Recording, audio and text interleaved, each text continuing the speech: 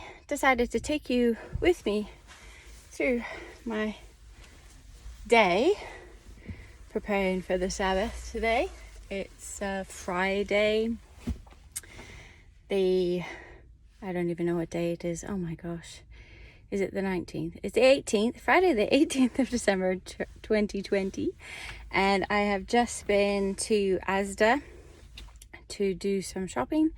And I just went into Marks and Spencer's to get a few little special bits that I could get from there. I actually went to look for their Christmas tin this year, the tall one, which is like a townhouse. It looks like sort of like a Belgian house, you know. And I think they've just sold out everywhere. I'm not sure. I'm not planning to go into town to have a look there, but I could have a look around. I have spent all my money for the year, so that's it. I am sitting opposite Hobbycraft, and I'm not allowed to go in because I don't have any money left. And it's been a tough year. And what else? Well, all these shops. I do have a bit of cash in my pocket because I might end up going tomorrow to meet my friend at a farmer's market. It's a bit of a special week for her, so I thought I'll do that if the weather's nice. And so I have a few pounds in my pocket that I can spend there, or maybe get a coffee or something. So I'm gonna head home, and yeah, and I'll show you what I got. Okay, so it's now 12 o'clock and I'm back from the shops. I'm back from the shops much later than I normally do. Normally I'm back in time to maybe cook some lunch, but today I'm having Amy's Kitchen organic lentil vegetable soup, which is gluten-free and low-fat apparently. I do need it to be gluten-free. That's warming up. It might not be exciting, but I actually really love it, and I especially love it with just some gluten-free crackers. I like these ones. I get these from Amazon Subscribe and Save, so they're cheaper. I get about 6 boxes at a time. So that, and just to jazz that up a bit, some garlic and herb soft cheese alternative. Now, I like garlic and herb soft cheese like regular, but I'm trying this one free from because I'm planning to do the vegan January challenge. So I thought I'll try some of the alternative garlic and herb cheeses, and some I've liked and some I've liked for a little bit, and then after a day or two I don't like them as much. The difficulty with these types of things is that you have to have the whole family like them, because you can't eat the whole pot within the days like you need to eat them by. Let's see. Hold on. Let me find the storage and then talk to you. Okay. Keep refrigerated. Once open, keep refrigerated and consume within 7 days. Okay. I suppose if I ate that every day. And in the winter, I guess it's nice. I love soup. Soup and crackers with a little bit of garlic cheese, especially if you do have a soup that's a bit more bland. This one's nice, but if you do have sort of just lentil soup or pea soup or something like that, it's nice to have a bit of garlic. All right, I'm gonna boil this up. I love this. I just love this so much. Alright, so I've made a mess of the kitchen table with some of the goodies that I purchased today. Let's see, and it's sort of out of order. I went to Asda and Marks and Spencer's. And you got these. Okay, and we got donuts. We have a gluten-free chocolate Yule log. I've got a... I didn't know I was here like this today. Okay. I've got a Pigeons at the Palace cloth bag. I just fell in love with it. It was £5 from Marks and Spencer's, and it has chocolate things in it, and yeah, it's a present for me. Marks and Spencer's tree crumpets, and Asda reindeer shaped crumpets. I have some Asda lemon cream gluten-free cookies. Just got some cereals, gluten-free cake. Okay, so we've got a lot of lovely things, and then what we have in the fridge are some other bits and pieces like a sherry trifle, the Christmas must-have, some more panini bread for the panini maker, and Marks and Spencer's sourdough. This is San Francisco sourdough, and it's already sliced, and this is actually our favorite sourdough. I can't eat that very much, but just okay. And yeah. Oh, and I did get some more of the tea towels that I had bought a few weeks ago. I just thought actually I really like them, and I'm going to have some more. 3 folky animal tea towels from Asda. Okay. So I'm just stopping for a cup of coffee. This is actually an instant decaf coffee, and I'm trying it with Asda oat cream alternative, just to see if that might work for January. Otherwise I might have to give up coffee. I don't mind black coffee, but you know, I just like it better with some milk. I'm not loving the oat milk cream. I like there's another brand I like better. And I am trying some lemon cream. These are gluten-free from Asda. I'm not sure the last time I had a lemon biscuit. I'm not sure if there are lemon cream biscuits here. Maybe not since living in the States 20 years ago. So.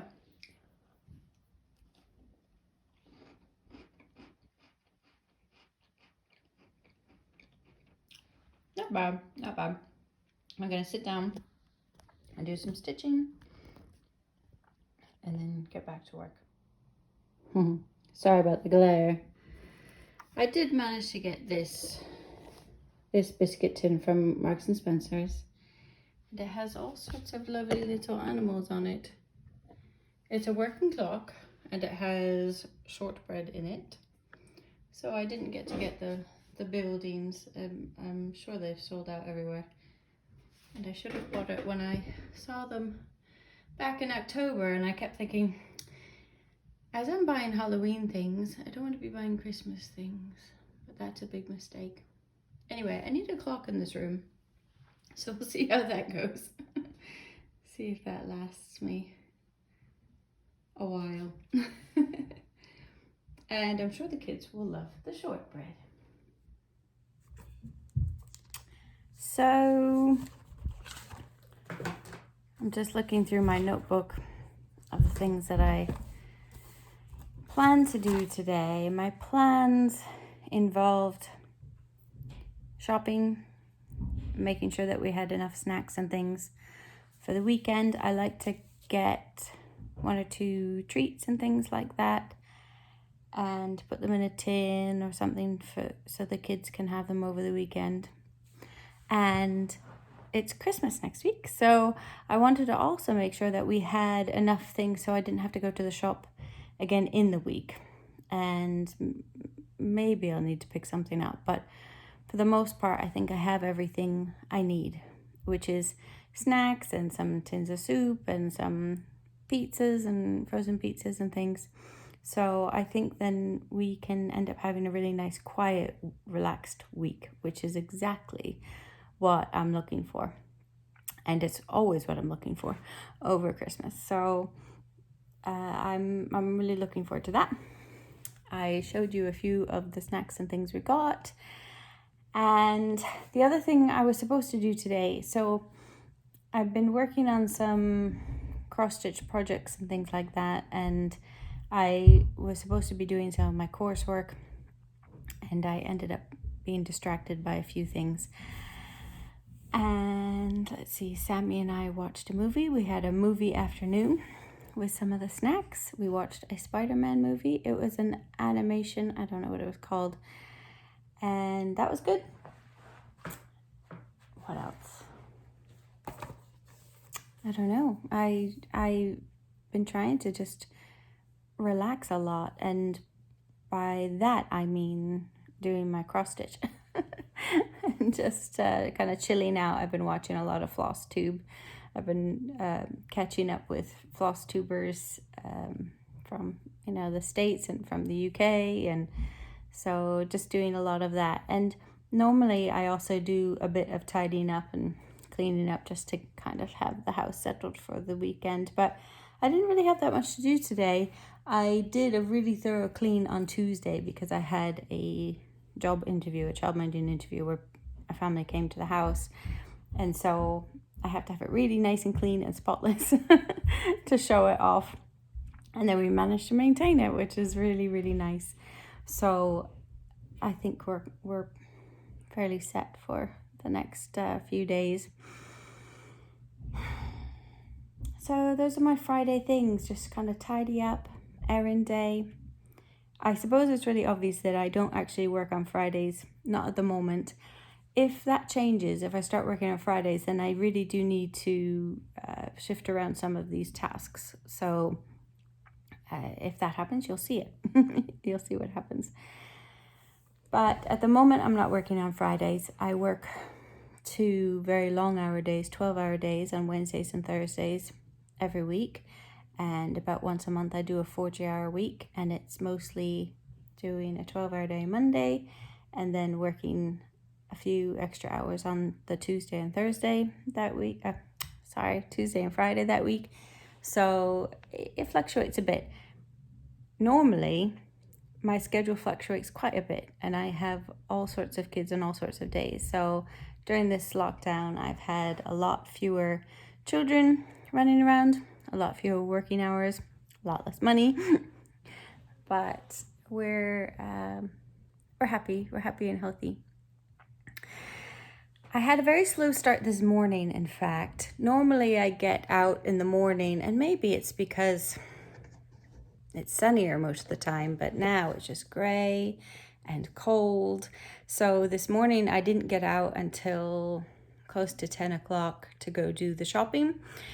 And I normally like to get out a bit earlier just because it helps me start the day and keep going. And I feel like this week the kids and I have been fine. We're doing really well, but I've had to sort of fight a few fires this week. I had a problem with some other things that are happening, and other people have had problems, and we've sort of come to the rescue. So I had a friend in need, and one of the families I work with had a problem, and so I feel like I am very lucky to be in a position where I'm happy and healthy and able to help people. It's nice to be able to do so, but I think that in a way it just maybe it slowed me down this morning. So when I woke up, I wasn't really raring to go, and I spent the first couple of hours, I guess up until 10,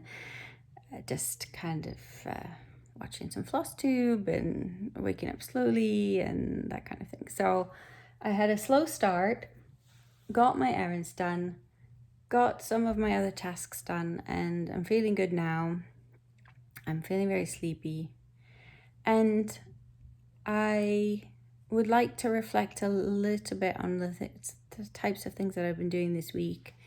So I had my Celtic Advent group Zoom meeting on Sunday after my family Zoom call. And then I had my Celtic Christian group, which are it's kind of a branch of the same group. My local group meet on Monday evening for our prayer time together. And we use a Celtic liturgy. We listen to music as well as you can on Zoom, not very well, and we have a chat about something on the topic. And we did that on Monday evening. That's really nice. We do that every 6 weeks, which I've mentioned before, and it's just a really nice time. And we miss each other a lot, but it's still really nice to get together. And then Tuesday night, I had my Homemade Mum's Bible Study group meeting on Zoom. And what else? I don't know. I think those are all my meetings, which is quite a lot for 1 week. So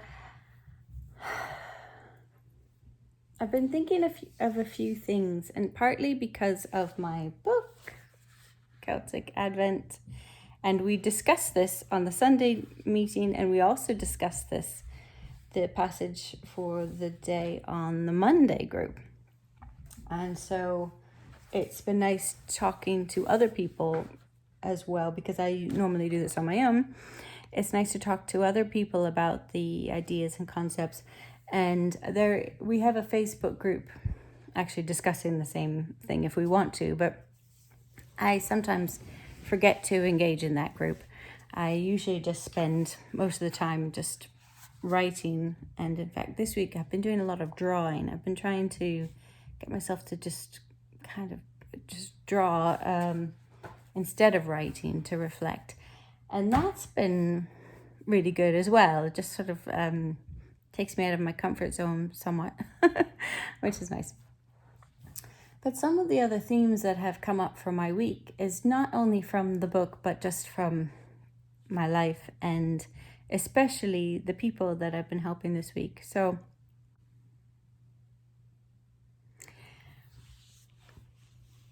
one of the things I've been thinking a lot about this week,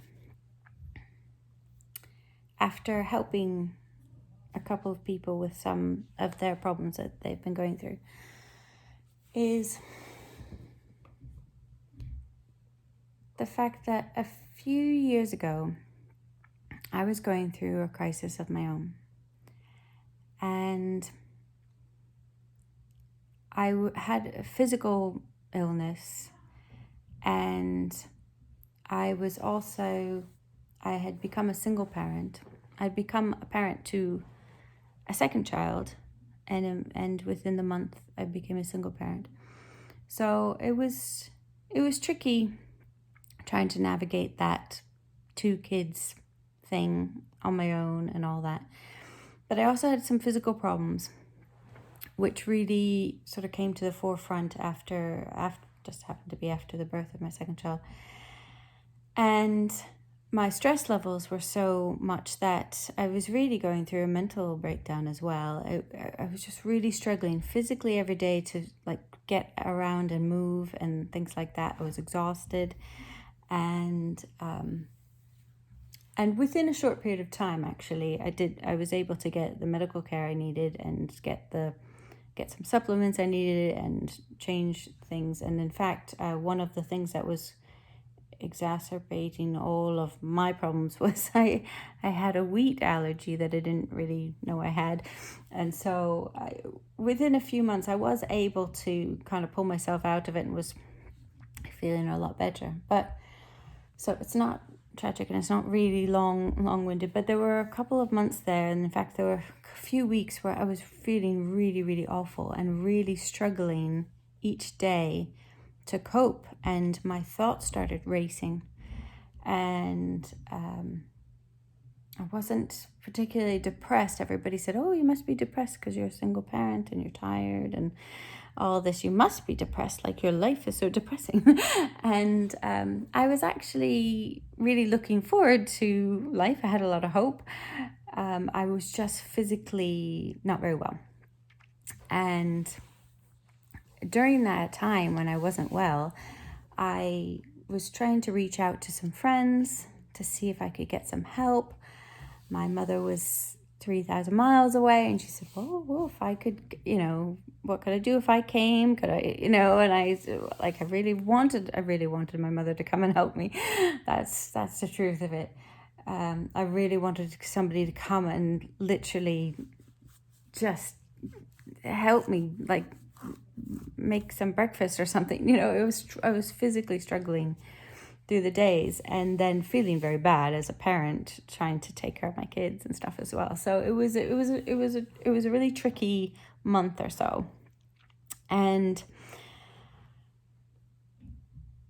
this particular friend I reached out to just never responded, and I wasn't surprised, because sometimes that's what people do. But I was kind of surprised that it actually, not never. she took a couple weeks to respond, but I was in a really bad state, and I was really, really hoping for some help. Just even a phone conversation, just to kind of like, I don't know, say hi and I care about you, and I don't know, can I send you a hug through the phone? You know, like anything. Because I was feeling really isolated and really, really stuck and really struggling. And another friend came and sort of said, oh, I like alternative health, and I have this practitioner that I use, and I got me in touch with that, and it really set me on the road to success with the doctor, and then a homeopath and all that. But I just really remember, it really struck me, this particular friend, and in fact for ages after that, for a year or two or more, I just really don't feel as close to this person anymore. And partly because of that, in my hour of need, I didn't have the help. Now, I still love her to bits. Absolutely, still love her to bits. Like, yeah, it's not a problem. But it just feels like there was a bit of at that time of feeling really bad, it felt like a rejection, you know. I felt like then I was stuck on my own. And for the most part, the day-to-day, I did get the help from the doctor, I did get the help from the homeopath, I did sort of start on a journey of recovering physically and recovering mentally and helping with the stress and everything. But through that journey, I just kept thinking, first of all, asking God, like, why am I here on my own struggling with this? Why am I not getting help? I'm asking for help. Even when I ask for help, I don't get the help. Like, am I asking the wrong way? Am I asking the wrong people? Why am I sitting here by myself with this problem? And like, you know, why is life so hard? When I tried to be such a good person, such a lovely person, as much as I can. And, you know, of course, we all have our faults, but I remember this just struggling with this, and the idea of relationships and especially because it took me, I suppose one of the reasons why it got so bad was because I was embarrassed, and it took me weeks to reach out to ask for help. And so by the time I reached out to ask for help, I was just really in crisis mode. And I'd like to fast forward like a year or maybe 2 years or so. I was talking to my mother on the phone, as I did about once a week or so. And I was talking about my ex, who was causing problems or having problems or whatever. And she said to me, but you were always the stronger one. You were always stronger than him. And it really struck me because at first I just thought, well, no, how could that be? Because I had been struggling. I had been struggling trying to keep the relationship together. I had been struggling after the relationship broke up, and I couldn't manage things. And I remember that time, going back to that previous time when I was just really struggling with everything. Like, you know, I could feed us, but I couldn't do the dishes. And I could, I could entertain the kids. I could put them in front of the TV. I could take them to the playground, but I was fuzzy-headed. I was physically struggling to, pick them up, and struggling to breastfeed in the night and sleeping. I mean, everything was just such a struggle. And I was just thinking, that seems like a weakness. Now, of course, that was not necessarily related just to the relationship, but all during the relationship too, I just kept going back to all those moments, thinking about those moments of like pain and heartache and tears in the night and arguments and just feeling unworthy and alone. And I just kept thinking of those moments. And so when my mother said these words, I just thought, And she said, no. I said, are you sure? Because I just feel like I'm the weak one. I mean, obviously, if somebody leaves you for another woman or whatever, and has all these problems, has these affairs and stuff like that. Obviously, something's wrong with me for someone to do that. And she kept saying, no. You were the strong one. You were always stronger than him. Because obviously, if he had these problems and his life was falling apart and he was doing all these things, then he was very weak. He wasn't a strong person, he was a weak person. And I thought, okay, well, I don't want to emphasize, I don't want to dwell on that aspect of things, but just going back to my being strong, I took it to heart, and I just tried to, kind of take it in and identify with that and see how that felt, and continue to let that belief, that sort of recognition of who I am, grow and develop and be. And as the years go on, so now we're a few years later, I can now identify some of the benefits of, I don't know, is benefits the right word? Benefits. Some of the things that have come out of these situations. And in particular, those times when I felt like I was on my own and couldn't get the help. And secondly, the kind of rejection I felt from my relationship and probably previous relationships as well.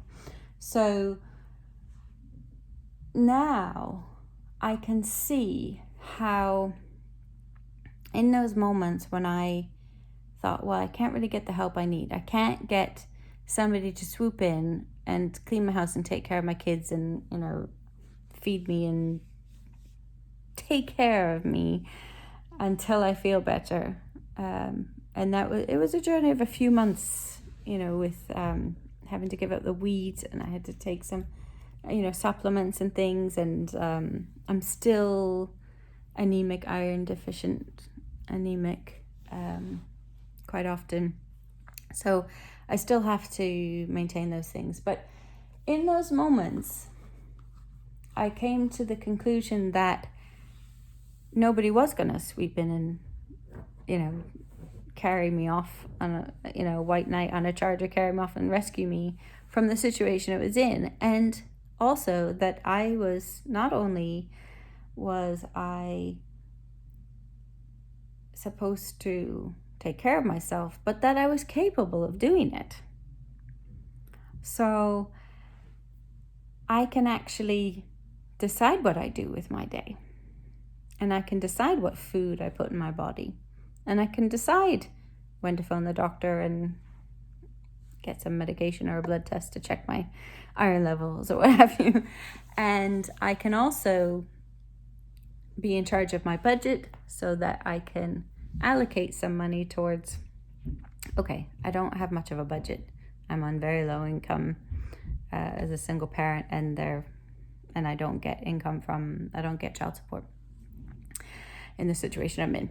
So I do have a very limited budget, but I can decide to use my budget towards something that will help me in my situation in life rather than cause me more stress. So I can decide which kind of job I'm going to have and what I'm going to do with my days and what time I wake up in the morning and how to spend some time with, for instance, in those days, I sometimes had to hire a babysitter to look after the kids so that I could go for a walk by myself because I had no alone time, And I was home educating my kids for the last, 7 years or something.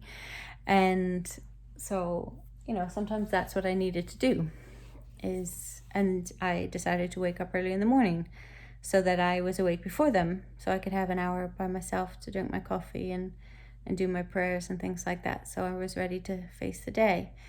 And that, just what started off a very small thought, just changed everything for me.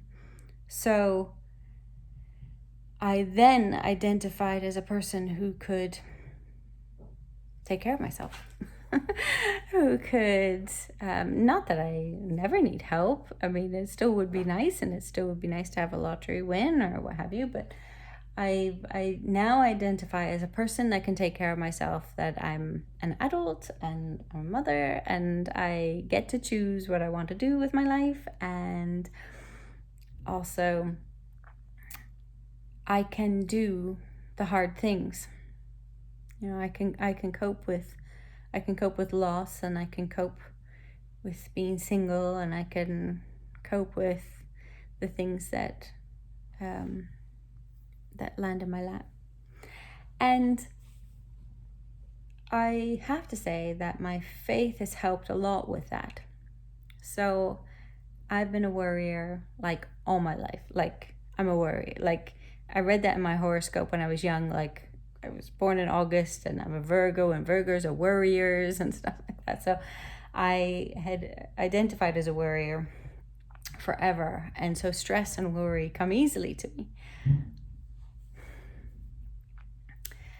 And in the last few years, I just decided that, you know, I just don't want to do that anymore. I'm sick of it. And not only that, but it was a lie. I didn't need to worry about these things. I didn't need to get stressed about this stuff. So if my income suddenly dropped, I would be worried. If I lost one of the children I was looking after, I'd be like, oh my goodness, what has that done to my budget? Oh no, I need to get another child in, or I need to do this or that. Or a really weird unexpected bill comes, or a car repair that was just, you know, hundreds of pounds that I really didn't have in the budget, or wiped out my car repair budget for the whole year in one fell swoop. And then I realized that actually God is always taking care of me. I have never been without a roof over my head. I've never been without food on the table. Now, I've had small grocery budgets from time to time, but I have always had enough to eat. I have always had plenty to entertain me in terms of books and games, and I've always had enough clothes. I've always managed to be able to, you know, buy the dance shoes or buy a new pair of trainers, and find the money for the bill that suddenly comes up, and like, oh my goodness, I forgot about that bill. And you know, I've always been able to get what I needed. And letting that sink in has just been life-changing. It's been really helpful. So I think that I don't necessarily feel like I want to thank that particular friend those years ago. Thank you for not responding, because I really just, you know, but I think some things work out. You know, some things are for a reason, and that we're all stronger than we think as well. I think we're all stronger than we think.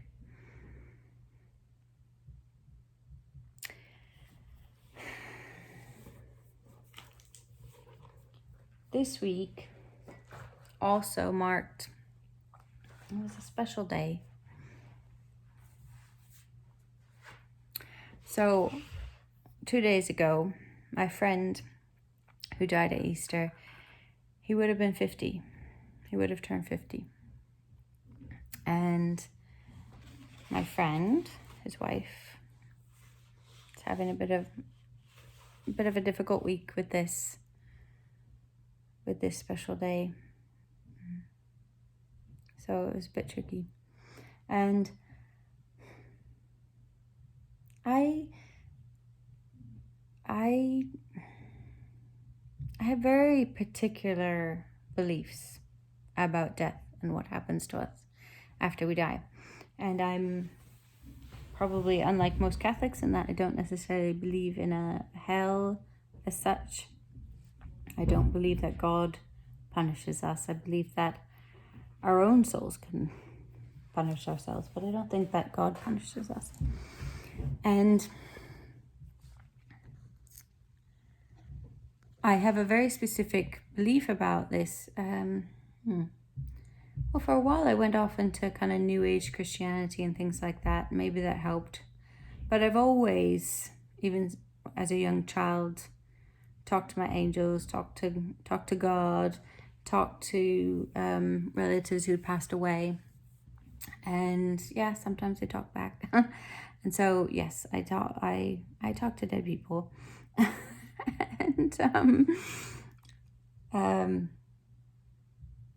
And I find it really difficult when I'm talking to somebody else who's maybe struggling or has different beliefs than I do, because I don't know how to explain my beliefs to that person.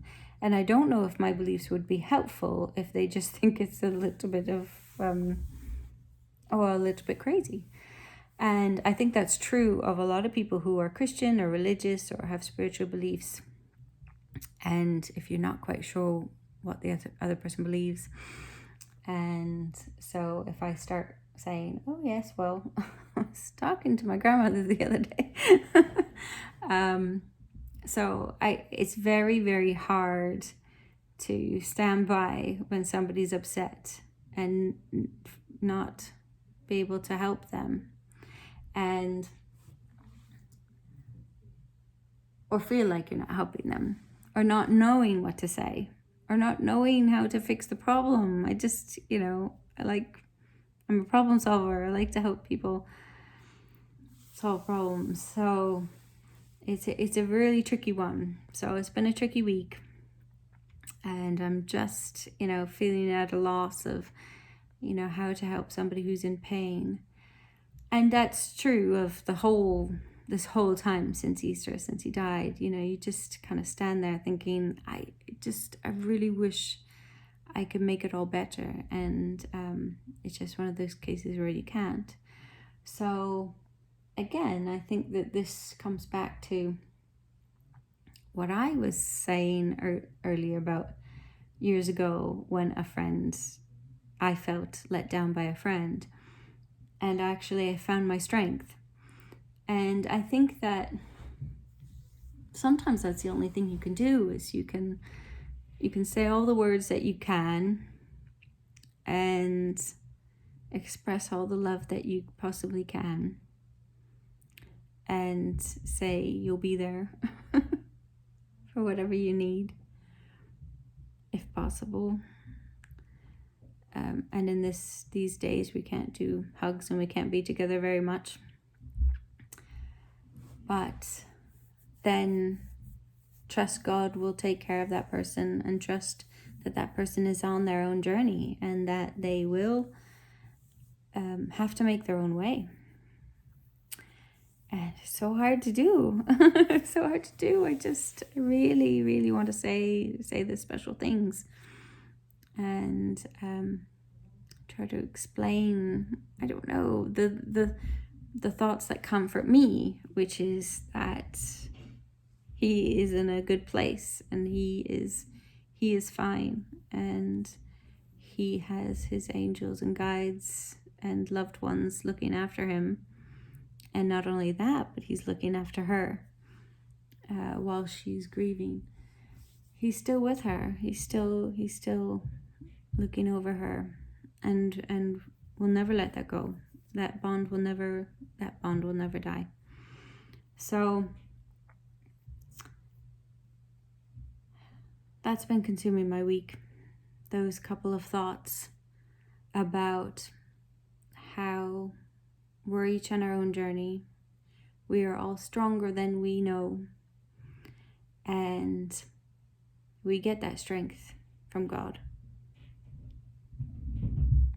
And the Holy Spirit can help us, bless us, to stay strong, learn about ourselves, learn about the lessons that we need to learn while we're here, and hopefully help each other as well. So I'd like to read a little bit, just a snippet, from This is from the 17th of December, from Celtic Advent by David Cole. So this was yesterday's, and I'm just going to read the first paragraph. The Celtic Christians understood the spiritual realms to be as real and as active as the physical realm. They believed that there was an interweaving of these realms and that the angels were among us as we wander the earth, just in a different realm. Many of the Celtic saints would regularly converse with angels and would see them. On one occasion, when Columba was sitting in the scriptorium on Iona, he shouted a command which the monks with him did not understand. When they asked him what he meant, he replied that he was talking to the angel which he saw standing between them, and was telling the angel to go and aid another monk in a different place. And so this is a thing I'm trying to explain. This is a thing I'm trying to explain to my friends and loved ones.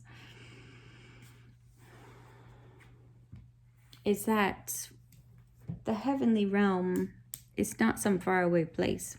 It's not a place that we can't access. That it's just a different dimension. It's very, very close at hand.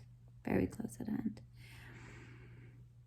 And I don't see angels as such, but I hear them. And that's my comforting thought. That's my go-to. That's my help when I'm feeling alone. So it's not necessarily, I think sometimes when I'm very, very stressed, that's hard to have that communication and feel them.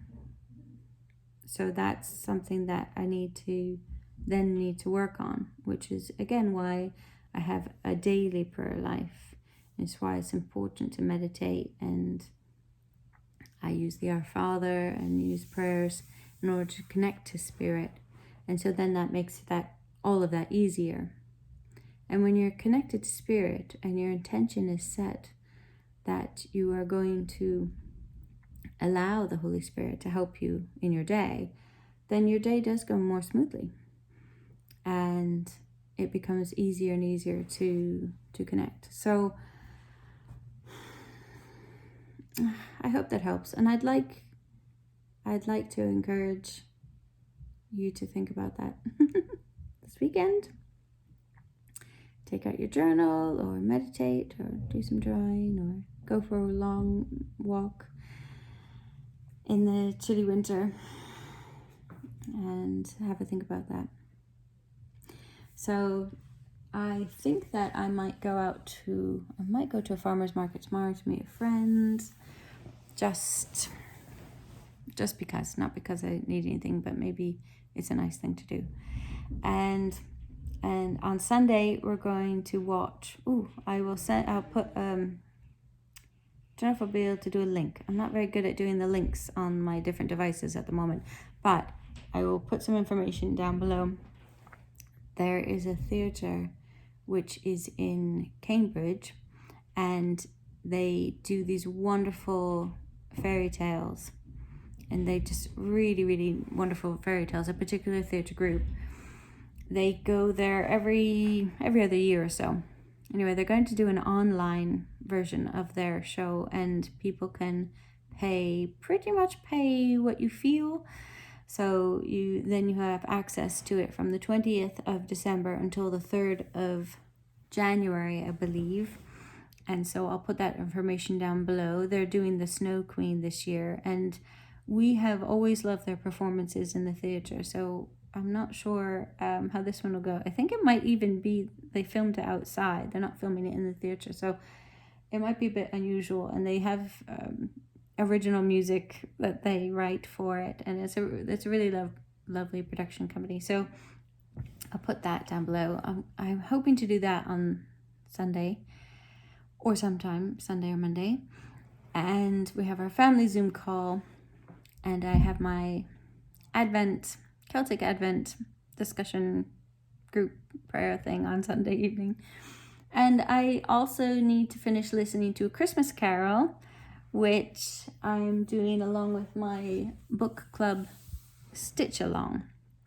So I'm doing some cross stitch and listening to A Christmas Carol. So those are the types of things I'm going to get up to this weekend.